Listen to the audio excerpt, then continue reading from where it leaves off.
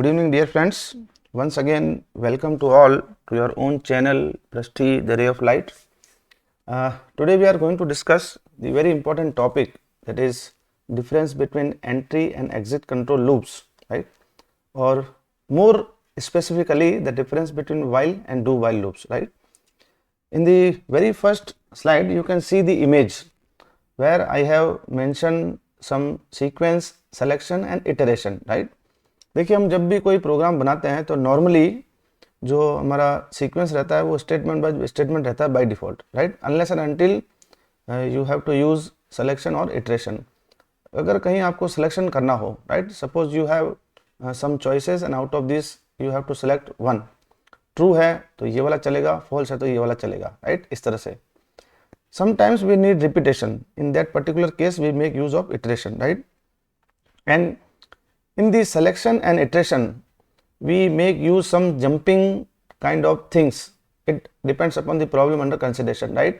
So if we classify the control statements in C++, then we have three types of control: decision making statements, iterative statements, or you can say loop statements, and third one is jump statements, right? So इसके अंदर हम लोगों ने decision making statements के अंदर हम लोगों ने इफ और उसके डिफरेंट वेरिएंट्स और स्विच केस वाला स्टेटमेंट हम लोगों ने पढ़ लिया, राइट. इटरेटिव स्टेटमेंट्स के अंदर भी हम लोगों ने एंट्री कंट्रोल लूप को पिछली बार बहुत डिटेल में पढ़ा, जिसके अंदर हम लोगों ने फॉर लूप और व्हाइल लूप को डिस्कस किया, right. Today we are going to discuss something more about iterative statements, right. तो वो क्या चीज़ है, सबसे पहले इटरेटिव की बात करते हैं. इटरेशन मतलब loop, right. Loops came into the picture when we need repeatedly task. एक कोई पर्टिकुलर ब्लॉक ऑफ स्टेटमेंट्स है, हम उसको बार बार ही रन करवाना चाहते हैं, right. And loops are the technique to repeat statements until a given condition is true. जब तक कंडीशन ट्रू है तब तक वो particular block of statements run करता रहे. इसी को हम कहते हैं iteration. And this is particularly used to reduce the codes redundancy, right. आगे चलते हैं. अब अगर हम इनको क्लासीफाई करना चाहें लूप्स को, लूप्स आर कंट्रोल्ड. दो तरह से कंट्रोल होता है, या तो एंट्री पे कंट्रोल करें या फिर एग्जिट पे कंट्रोल करें. And looking to this aspect, the iterative statements are or iterative loop statements are divided into two categories: entry control loop and exit control loops, right. अब मोटे मोटे तौर पे अगर हम देखना चाहें तो लूप्स आपके दो तरह के हैं. एंट्री कंट्रोल, जिनकी एंट्री के ऊपर कंट्रोल होगा, और ये एग्जिट के ऊपर कंट्रोल होगा. इसके दो एग्जाम्पल है एंट्री कंट्रोल के, फॉर लूप और व्हाइल लूप, जो कि हम पिछली क्लास में बहुत डिटेल में डिस्कस कर चुके हैं. आज हम एग्जिट कंट्रोल की बात करेंगे, लेकिन हम साथ ही साथ एंट्री कंट्रोल का व्हाइल लूप और ये डू व्हाइल लूप, क्योंकि नाम मिलते जुलते हैं, इसके अंदर भी डिफरेंट क्रिएट करेंगे with the help of example, right. तो सबसे पहले इनको समझने की कोशिश करते हैं. देखिए, एंट्री कंट्रोल का मतलब है कि इसके अंदर जो टेस्ट कंडीशन है, it would be evaluated before entering into the loop. Loop के अंदर एंटर होने से पहले कंडीशन चेक होगी. उसके बाद अगर कंडीशन ट्रू है तो वो ब्लॉक ऑफ स्टेटमेंट एग्जीक्यूट होगा, राइट. जबकि एग्जिट कंट्रोल में क्या है, the condition would be evaluated eight the end of the loop. बाद में लूप होगी, ठीक है ना. पहले लूप बॉडी एग्जीक्यूट होगी एक बार, कम से कम एक बार लूप बॉडी एग्जीक्यूट होगी, चाहे वो कंडीशन ट्रू है या फिर नहीं है, ठीक है ना. आप समझ गए होंगे बात को. अब अपन आगे चलते हैं. अब इनको यूज कैसे करें और कब करें. तो entry control loops are mainly use when the checking of test condition is mandatory before entering into the loop, right, या before executing the loop body, ऐसा कह सकते हैं. जैसे आप एयरप्लेन में जाते हैं तो पहले आपका टिकट चेक होगा, बोर्डिंग पास बनेगा, उसके बाद आप एयरप्लेन के अंदर एंटर कर सकते हैं. ये पहले होगा सब. जबकि एग्जिट कंट्रोल के अंदर the checking of test condition is mandatory after leaving the loop, after executing the body, right. जैसे आप शॉपिंग मॉल में जाते हैं, आपने शॉपिंग करी, फिर आप जब बाहर निकलते हैं तब आपको पेमेंट करना होता है, बिल भी चेक होगा, सामान भी चेक होगा, ठीक है ना. It is just an example to make you understand so that the more clarity would be there, right. अब जहाँ तक अभी तक जो हमने पढ़ा है उसके अंदर अगर हम मोटे मोटे तौर पे एंट्री कंट्रोल और एग्जिट कंट्रोल का अगर हम डिफरेंशिएट करना चाहें तो तीन डिफरेंस हमारे पास आ चुके हैं. एंट्री में क्या होगा, टेस्ट कंडीशन जो है पहले चेक होगी, उसके बाद लूप की बॉडी एग्जीक्यूट होगी. जबकि इसके अंदर पहले बॉडी एग्जीक्यूट होगी एटलीस्ट एक बार और फिर कंडीशन चेक होगी, right. The body of the loop may और may not be executed at all. देखिए, एंट्री कंट्रोल के अंदर अगर आप कंडीशन चेक कर रहे हैं, है ना, अगर वो फॉल्स हो गई तो फिर जरूर नहीं है कि आपके बूट लूप के अंदर जो बॉडी वो एग्जीक्यूट हुई हो, पहली बार में कंडीशन फेल हो गई, ठीक है ना. जबकि इसके अंदर क्या है, the body of the loop will be executed at least once. अब कंडीशन ट्रू है या नहीं है, क्योंकि वो तो बाद में चेक होगी, लेकिन लूप की बॉडी एक बार तो एग्जीक्यूट हो जाएगी, ठीक है ना। इसके एग्जाम्पल फॉर और वाइल और इसके डू वाइल, राइट। आगे बढ़ते हैं, सिंटेक्स देखते हैं पहले वाइल लूप का। अब मेरा जो फोकस है पूरा पूरा सिर्फ और सिर्फ एंट्री कंट्रोल के केस में वाइल लूप और एग्जिट वाला डू वाइल अपन कंसिडर करेंगे। सबसे पहले इसका सिंटेक्स क्या कहता है, सबसे पहले आपको इनिशियलाइजेशन करना पड़ेगा, कोई भी वेरिएबल वगैरह आप लेते हैं तो। फिर while test condition, test condition ये जो करली ब्रेसेस हैं ये वाइल के हैं, एक शुरुआत का और एक एंड का। इसके बीच में जो लूप की जो बॉडी है या जो आपने अपडेशन एक्सप्रेशन डाला है वो एग्जीक्यूट होगा, ठीक है। अब नीचे क्या लिखा है, the while loop runs through a block of body as long as the specified condition is true. ये बॉडी तब तक एग्जीक्यूट होगी जब तक कि ये कंडीशन आपकी ट्रू है, अदरवाइज नहीं होगी, राइट। डू वाइल के अंदर क्या है, सबसे पहले डू आएगा, पहले एग्जीक्यूट होना है, राइट। ये कीवर्ड है। डू के अंदर जो बॉडी है कोड ब्लॉक, ये पहले एग्जीक्यूट होगा एटलीस्ट एक बार, उसके बाद वाइल की कंडीशन चेक होगी, ये भी एक कीवर्ड है, ठीक है ना। The loop will always be executed at least once, एक बार तो होगा, even if the condition is false, चाहे वो कंडीशन फॉल्स है या ट्रू है, एक बार तो होगा ही, ठीक है ना। Because the code block is executed before the condition is check, right. एक यहाँ पर मैंने इसको हाईलाइट किया है, बहुत इंपॉर्टेंट चीज है। देखो मैं पीछे ले जाता हूँ आपको वापस से एक बारी। यहाँ पर हमने जो वाइल टेस्ट कंडीशन लिखा है, यहाँ पर वाइल के बाद में हमने कोई भी सेमीकोलन यूज नहीं किया है, जबकि आप यहाँ पर देख सकते हैं हमने सेमीकोलन यूज किया है। So one more difference is that in while loop there is no semicolon at the end of the loop, right, whereas the semicolon is compulsory at the end of do while loop. ये एक और difference मैंने आपको बता दिया है, ठीक है ना।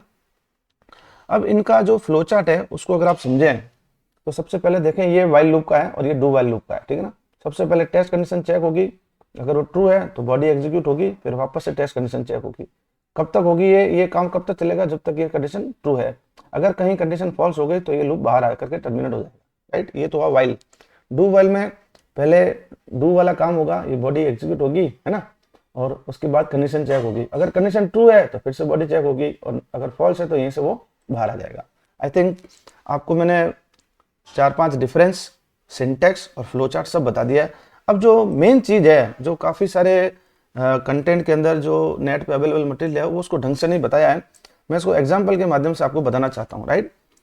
सबसे पहले हम एक कॉमन प्रॉब्लम लेंगे, जो प्रॉब्लम आपके ऊपर लिखी है, program to print numbers from 1 to 5, right ना, ये हमारी कॉमन प्रॉब्लम है, राइट। अब इसको हम दोनों ही लूप से करेंगे, वाइल से भी करेंगे, डू वाइल से भी करेंगे, और फिर दोनों में डिफरेंस देखेंगे क्या आता है, ठीक है ना। तो चलिए बढ़ते हैं आगे। सबसे पहले यूजिंग वाइल लूप हम बात करते हैं, है ना। तो ये मैंने VS कोड में बनाया है, इसलिए मैंने यहाँ पर डॉट एच काम ने लिया है और यूजिंग नेम स्पेस में काम ले रहा हूँ, तो इससे आपको डरने की जरूरत नहीं है ना। आप यहाँ से समझे, मेन हमारा फंक्शन है। सबसे पहले मैंने इनिशियलाइजेशन कर दिया 1। अब मैं कंडीशन क्या डाल रहा हूँ, while I less than equal to 5।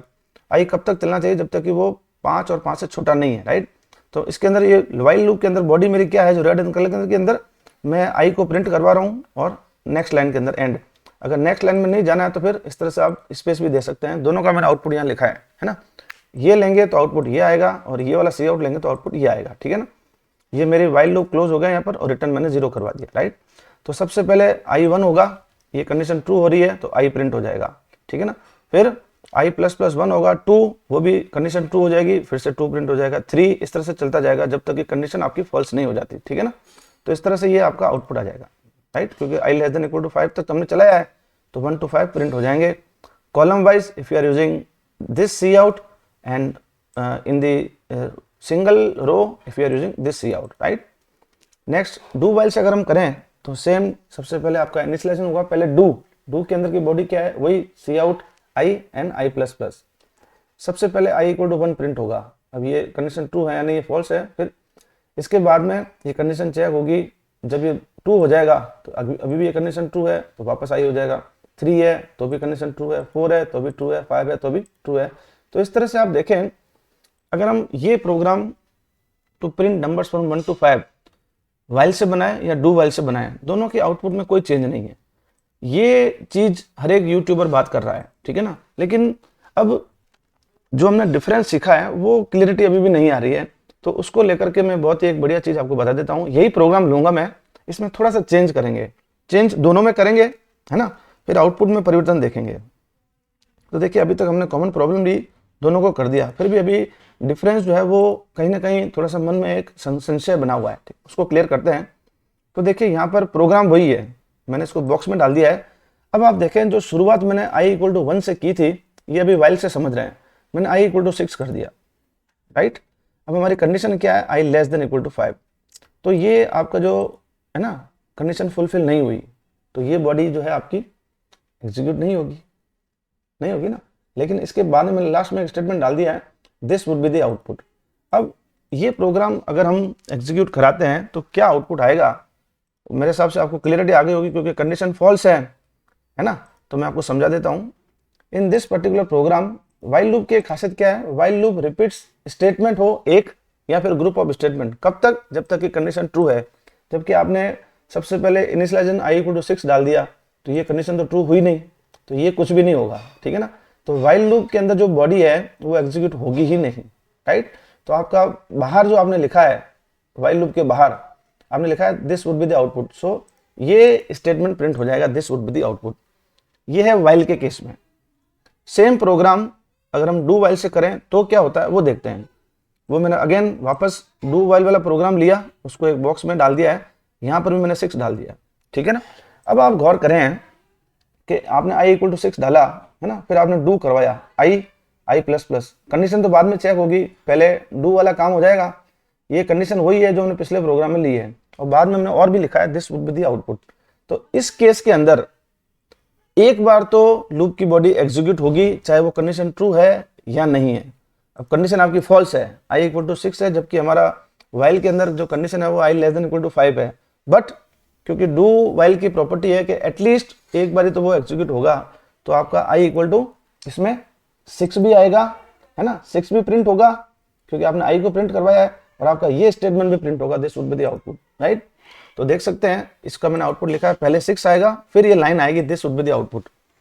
I think ये मैंने कोशिश की है, और ऐसा किसी ने किया नहीं है यूट्यूब के ऊपर, बड़ी दिक्कत है। आप चाहे तो देख सकते हैं, और अगर ये क्लास आपको वास्तव में अच्छी लगी हो, मैं समझता हूँ इससे बढ़िया क्लास हो नहीं सकती है। डू और डू वाइल का difference theoretical as well as practical and with more clarity. So I hope you have understood all the things. अगर आपको ये सेशन अच्छा लगा है तो उसको लाइक जरूर करना, क्योंकि आप लाइक करोगे तो मुझे मोटिवेशन मिलेगा। अंत में आप सभी का धन्यवाद। जय हिंद।